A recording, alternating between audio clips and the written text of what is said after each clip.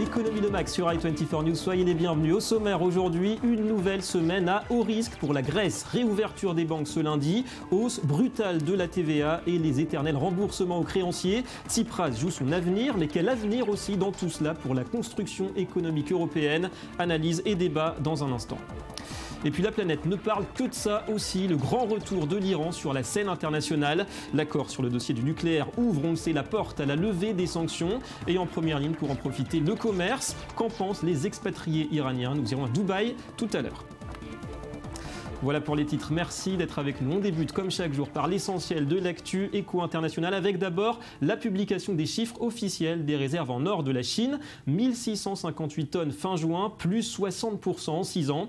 Les dernières statistiques remontées à 2009. Et malgré cette forte progression, eh bien, ces données sont nettement en dessous des attentes du marché. Quoi qu'il en soit, Pékin n'est désormais devancé que par les États-Unis, plus grosse réserve, 8000 tonnes. L'Allemagne, l'Italie et la France, quatrième. Rappelons que la Chine est le premier producteur mondial de métal jaune et deuxième consommateur derrière l'Inde. Les cours de l'or sont d'ailleurs au plus bas depuis plus de 5 ans, 1100 $ l'once avec une demande mondiale morose. Et la Chine, c'est aussi ces dernières semaines, eh bien, la panique à la bourse de Shanghai, moins 30% on le rappelle en l'espace de 20 jours. Et si l'hémorragie semble interrompue avec un rebond de 12% depuis le 8 juillet, eh bien, c'est en grande partie grâce aux injections de liquidités des grandes banques, appuyées par la Banque centrale pour soutenir évidemment les principales valeurs chinoises. Les autorités veulent rassurer sur la viabilité du système financier, avec notamment de meilleures conditions et garanties pour les entreprises en faillite. Dans certains cas, l'emprunteur doit sans nul doute prendre ses responsabilités. Nous avons été très clairs. Et c'est un principe de marché. Mais nous soulignons aussi que nous devons éviter un impact négatif à grande échelle et un risque financier systémique. Nous avons une pleine confiance dans notre capacité à maintenir notre système financier sain et viable. Allez, un peu plus à l'ouest. Première visite en Iran pour un responsable occidental de haut rang depuis l'accord de Vienne sur le nucléaire iranien mardi dernier. Sigmar Gabriel, vous le voyez, est arrivé hier à Téhéran. Le ministre allemand de l'économie est à la tête d'une délégation de responsables des milieux d'affaires. D'après la Fédération des chambres de commerce allemandes, eh bien, les exportations de Berlin vers la République islamique pourraient doubler en seulement 2 ans pour atteindre 5 milliards d'euros. Mais le ministre allemand souhaite avant cela que son nouveau partenaire reconnaisse le droit d'Israël à exister. Il a évoqué également la question des droits de l'homme. Nous voulons discuter avec vous en tant qu'amis.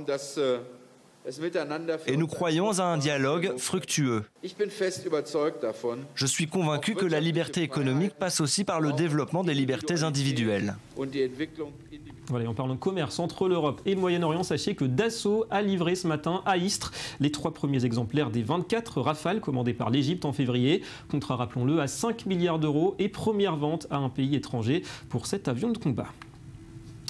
Et puis quand les champions investissent dans la charité, Roger Federer, légende du tennis, était hier au Malawi. Le Suisse, numéro 2 mondial, a inauguré un centre de la petite enfance financé par sa fondation, créé il y a une dizaine d'années et qui a déboursé au total 13,5 millions $ pour soutenir le développement de l'accès aux jardins d'enfants.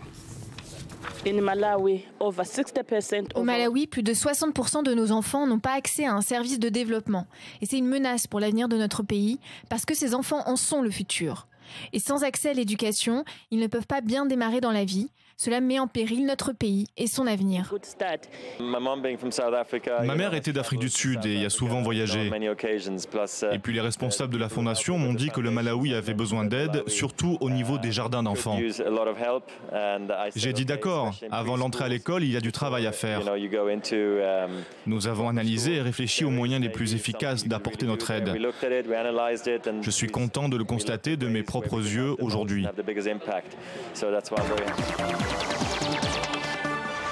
Et on plonge une nouvelle fois dans cette inextricable tragédie grecque. Les Grecs qui s'apprêtent à vivre une semaine, une fois de plus, déterminante, avec l'assouplissement des restrictions bancaires, en parallèle d'une première vague de très forte hausse de la TVA, plus 10 points dans certains cas. Vendredi, Bruxelles a octroyé 7 milliards d'euros en urgence au pays, mais comme souvent, cette somme ne servira qu'à rembourser des dettes. L'état des lieux d'abord avec Anthony Lesme. C'est un pays éprouvé qui va affronter à nouveau les affres de l'austérité. Si les banques grecques ont pu rouvrir ce lundi matin, le plafond de retrait est tout de même limité à 420 € par semaine. Plus inquiétant, la hausse de la TVA de 10 points sur une série de biens et services.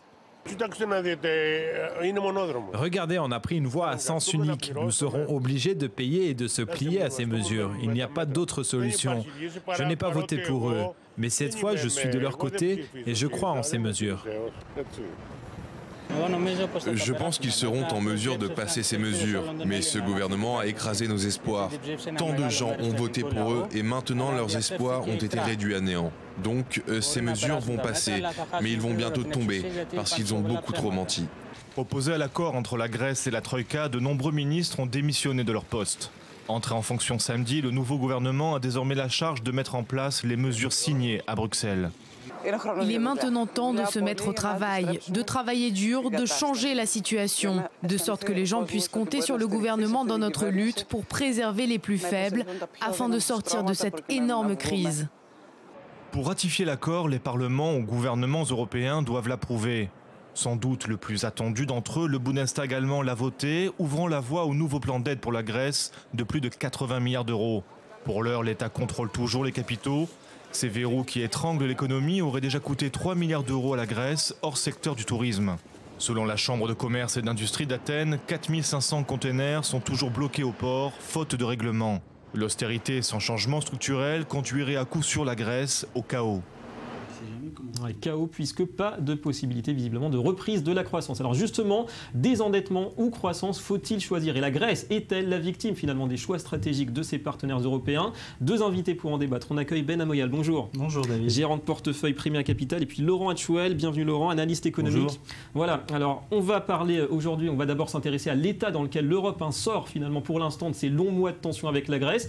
Où est passée l'unité? Où va-t-on? Je voudrais d'abord qu'on s'arrête sur un extrait du discours d'Angela Merkel vendredi au moment de son appel aux députés allemands à voter en faveur du plan d'aide à la Grèce. Et elle sous-entend, vous allez voir clairement, qu'une sortie de la Grèce de la zone euro n'est souhaitable pour personne, pas même pour l'Allemagne. Écoutez. L'option alternative ne peut être raisonnable, parce qu'elle mènerait tout droit à une sortie de la Grèce et au chaos assuré. Voilà, alors ça, cette phrase, messieurs, est-ce que c'est pas un changement de cap, un désaveu aussi pour Schäuble? Finalement, Merkel dit que c'est plus raisonnable que la Grèce reste en zone euro plutôt qu'un Grexit. Alors tout d'abord, l'Europe se réveille un peu avec la gueule de bois. Après cet accord qui a été signé, on a vu que Tsipras a dit qu'il n'était pas content, Merkel a dit qu'elle n'était pas trop contente, son ministre des Finances Schäuble a plus ou moins dit qu'il pensait à démissionner. Il y a François Hollande qui se retrouve un peu dans cet accord qui a été signé. Donc une situation un peu difficile avec toujours un Grexit qui est envisageable et dont les gens parlent. La porte n'est pas fermée pour l'instant. Ben Amoyal, vous pensez pareil? Moi, je pense que, contrairement à toi, Laurent, je pense que justement la porte est fermée. On arrive après de longues discussions, un référendum et tous les rebondissements qu'on a connus avec toutes les histoires qu'il y a eu. Je pense que, alors, est-ce qu'il y aura peut-être un quatrième plan d'aide? Là, pour l'instant, on est arrivé sur un troisième plan d'aide. Je pense que pour l'instant, la porte à un Grexit est fermée, en tout cas dans les faits, parce qu'il y a un accord. Ça veut dire pour moi, pour l'instant, qu'il n'y a pas de Grexit. On peut se demander quand même si le Grexit, c'est pas plus cher finalement que le Grèce, c'est comme ça qu'on appelle le maintien de la Grèce dans la zone euro. Non, c'est un peu un débat aussi, ça? Le débat, il se situe pour moi sur l'histoire de la Grèce a mis en relief les problèmes de constitution de l'Europe, les problèmes de base de l'Europe. Il y a l'Allemagne qui veut d'un côté une Europe avec des règles, et il y a la France qui représente un peu l'Europe du Sud, qui veut une Europe plus de solidarité. Ouais. Et pour l'instant, c'est l'Allemagne qui a gagné, avec Hollande qui a gagné une manche en faisant accepter à Merkel le plan de la Grèce. Cependant, la ligne dure de l'Allemagne reste, et pour moi, elle va rester. Et cette fissure qu'il y a entre l'Europe du Nord et l'Europe du Sud va laisser des traces et va continuer, même si pour l'instant à court terme on a quelques réponses à apporter, va continuer à être de fait. Ouais, Ben, c'est ça. Est-ce qu'on veut une Europe finalement qui assume ses boulets comme la Grèce finalement, ou une Europe qui vise aussi peut-être les déficits, le budget strict comme le veut l'Allemagne? Moi, je vais peut-être au risque d'être un peu optimiste. Moi, je vois l'Europe comme un mariage. Il y a des bons et des mauvais moments. C'est vrai qu'en ce moment, il y a beaucoup de mauvais moments. C'est vrai que la Grèce est vraiment un mauvais élève, mais je ne pense pas que dans un mariage, il y a aussi peut-être des enfants à sauver. Les enfants, c'est l'Europe pour moi. Et je pense, et je continue à le dire sur votre plateau ce soir, c'est que si on avait sorti la Grèce de la zone euro, ça aurait été le début de la fin. Alors certains analystes, peut-être que c'est ce que pense Laurent, et je respecte, pensent que du fait que justement la Grèce est restée, c'est le début de la dislocation, parce qu'il y a des mésententes au niveau des lignes dures et de la ligne un peu plus souple de la Grèce. Moi, je ne partage pas du tout cette opinion. Et entre la BCE, la France, l'Allemagne, c'est quoi la vraie vision qu'il faudrait pour l'Europe, d'après vous, Laurent ? La vraie vision, c'est de reconstruire une Europe. La BCE, la Banque Centrale Européenne, est là, elle fait du bon boulot parce qu'elle apporte des liquidités à la Grèce, aux banques grecques. Moi, je suis très optimiste aussi, mais je pense qu'on a mal construit l'Europe et malheureusement, il y a des pays qui vont sans doute devoir sortir dans les prochaines années. Un vrai problème de fond, une Europe à 2 vitesses, comme le veut peut-être François Hollande, qui parle maintenant d'un gouvernement européen, un vrai leadership de la zone euro. Justement, si on parle d'une Europe à 2 vitesses, ce sera quand même une seule et même Europe. Alors peut-être qu'il va falloir harmoniser des lois fiscales, des lois budgétaires, tout ce que vous voulez, il va falloir harmoniser, c'est évident. Mais je ne pense pas que dans l'esprit de François Hollande, même si ce n'est pas quelqu'un que je pense spécialement poussé en économie pour pouvoir juger, mais une Europe à 2 vitesses, ça ne veut pas dire pour moi plus d'Europe. Ça veut dire éventuellement mettre en place comme le veut d'ailleurs Manuel Valls, reconstruire l'Europe. Exactement, mais les Allemands, pour l'instant, ne veulent pas. Et ne veulent pas de cette solidarité, ne veulent pas de plus de fédéralisme. S'ils acceptaient ça, pour l'instant, ils ont eu déjà du mal à faire du fédéralisme à l'intérieur de leur pays lors de leur unification. Ils ne veulent pas faire la même chose au niveau... Ils ne sont pas prêts à accepter les conséquences. Des choix politiques à faire. On en reparlera sans doute. On en reparlera une prochaine fois. Je suis désolé, c'est la fin du débat. Merci en tout cas à tous les deux pour ces éclairages. Alors après l'accord sur la Grèce, un autre accord historique, celui-là, dit-on, et qui a marqué aussi la semaine dernière. On parle bien sûr de l'Iran et de son programme nucléaire. Ce qui nous intéresse, c'est l'impact de la levée progressive des sanctions économiques. Dubaï, aux Émirats, abrite une importante communauté iranienne. En son sein, de nombreux commerçants et eux aussi espèrent beaucoup, vous allez le voir, de cette nouvelle donne annoncée. On voit cela avec Julia Grossman. C'est un nouvel azur qui s'ouvre pour le commerce iranien et pour ses partenaires dans la région. Depuis quelques jours, sur ce marché très animé proche du port de Dubaï, les commerçants d'origine iranienne se montrent optimistes. Si Dieu le veut, une fois que les sanctions seront levées, nous aurons un avenir meilleur et nous pourrons importer de plus grandes quantités de safran d'Iran. Dubaï abrite une importante communauté iranienne, environ 400 000 personnes. Une présence qui contribue à conforter les Émirats comme 4e partenaire commercial de la République islamique. Mais depuis 4 ans, les sanctions ont plombé les échanges entre les deux pays. S'ils atteignaient 23 milliards de dollars en 2011, ils ont plafonné à 17 milliards l'an dernier, une baisse de plus de 30%. Avant, nous faisions l'aller-retour vers l'Iran 2 fois par mois. Mais maintenant, nous ne pouvons même pas charger assez de marchandises pour y aller 1 fois par mois. Premier changement attendu suite à l'accord de Vienne, le déblocage des comptes iraniens par les banques internationales. Grâce à cette liberté de commerce retrouvée, les expatriés iraniens espèrent en effet renouer avec le commerce florissant des années 2000.